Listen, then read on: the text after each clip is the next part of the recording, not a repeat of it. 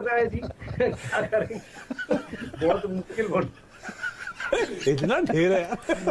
मैंने सोचा इतनी मैं तो किताबें 5 आर्टिस्ट और टिंटन पहुंचने में प्रॉब्लम हो जाती है। इतनी किताबें रजत आप पढ़ते हैं, मतलब वही गजब। गजब है। चलिए, लेकिन अब आगे बढ़ने का समय है। बाकी के स्टॉक्स की न्यूज पे फोकस। ये क्वार्टरली अपडेट नीरज जी, इसमें बजाज का आ गया है ना, बजाज फाइनेंस का कैसा है?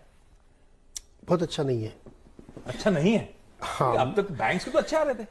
देखिए ये सरप्राइजिंगली है। इसको अगर आप डिटेल में देखेंगे तो आपको बहुत अच्छा इसलिए नहीं लगेगा क्योंकि इनकी जो नए लोन बांटने की ग्रोथ है वो गिर गई है।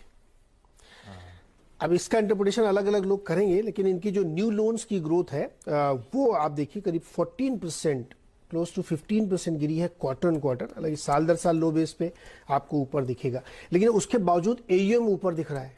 कारण ये है कि जो बिग टिकट साइज है उसकी वजह से एयूएम बढ़ता हुआ दिख रहा है, लेकिन नंबर ऑफ लोन्स, कितने लोगों को लोन बांटा गया, वो हेड काउंट कम होता हुआ यहाँ पे दिखा है। न्यू लोन्स केवल 63 लाख रहे। तो ये एक खास बात इसमें देखने को मिलेगी। आपकी कस्टमर बेस हालांकि अभी भी 7.25 करोड़ के आसपास यहाँ पे बना हुआ, जिसमें क्वार्टर ऑन क्वार्टर 4% की ग्रोथ देखने को मिली। साल दर साल यहाँ पे 18.5% की ग्रोथ थी। तो क्या ये एक चिंता की बात होनी चाहिए क्या कि पहले जो 20 लोग लोन देते थे अब वो घट के 12 लोग लोन ले रहे हैं, लेकिन साइज में बढ़ा हो गया, यानी बड़े लोन ले रहे हैं, तो उससे एयूएम आपको घटता हुआ दिख रहा है। लेकिन मुझे लगता है कि शायद ये चिंता की बात होनी चाहिए कि नंबर ऑफ पीपल कम हो रहे हैं। ओके, तो थोड़ा सा दिक्कत भरा ये क्वार्टरली अपडेट पर क्विकली अतिन, ब्रोकरेजेस कैसे रीड कर रहे हैं इस क्वार्टरली अपडेट को? देखिए, जैसे कि नीरज जी ने कहा है कि धीमापन जरूर आया है आउट परफॉर्मेंस में। इनफैक्ट अगर हम देखें एयूएम ग्रोथ का जो आउट परफॉर्मेंस है एचडीएफसी बैंक के मुकाबले, वो केवल 5% रह गया है, जो पहले 10-15% बेहतर रहता था। तो ब्रोकरेजेस का यही मानना है कि शायद ये जो वैल्यूएशन है वो अनजस्टिफाइड है। सीएलएसए की एक सेल कॉल है, टारगेट है 6,500। हालांकि मॉर्गन स्टैनली की एक ओवरवेट कॉल है, टारगेट है लगभग 8,800 रुपए के आसपास।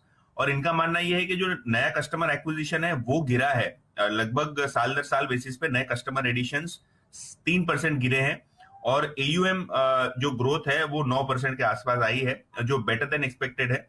हालांकि जो कस्टमर एक्विजिशन है उसको लेके ब्रोकरेज चिंतित है।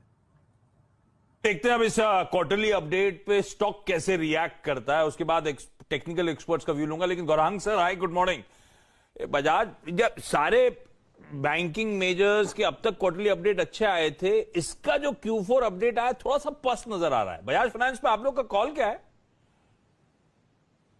धन्यवाद आशीष, आप सभी को शुभ प्रभात हमारे तरफ से। Good morning sir. अगर किसी के कहने से अगर बिकवाली होती है और नीचे के स्तर दिखते हैं तो मेरे ख्याल से खरीदारी में ही समझदारी होगी। 8,500 तक का लक्ष्य हमने निर्धारित किया है, और साल में 4 तिमाही होते हैं। एक तिमाही में अगर कुछ तकलीफ आती है जिसके कारण को लेकर के हमारी सबकी समझदारी में स्पष्टता है, तो उससे कोई भय या घबराने की बात नहीं होनी चाहिए।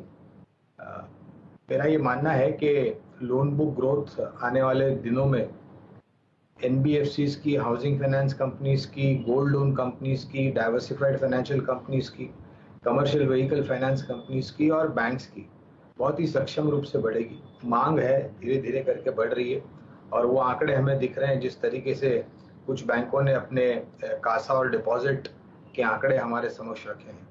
तो अगर किसी गोरे से कहने के बिकवाली थोड़ी बहुत हावी होती है, तो आज मेरे ख्याल से खरीदारी का बेहतरीन मौका होगा।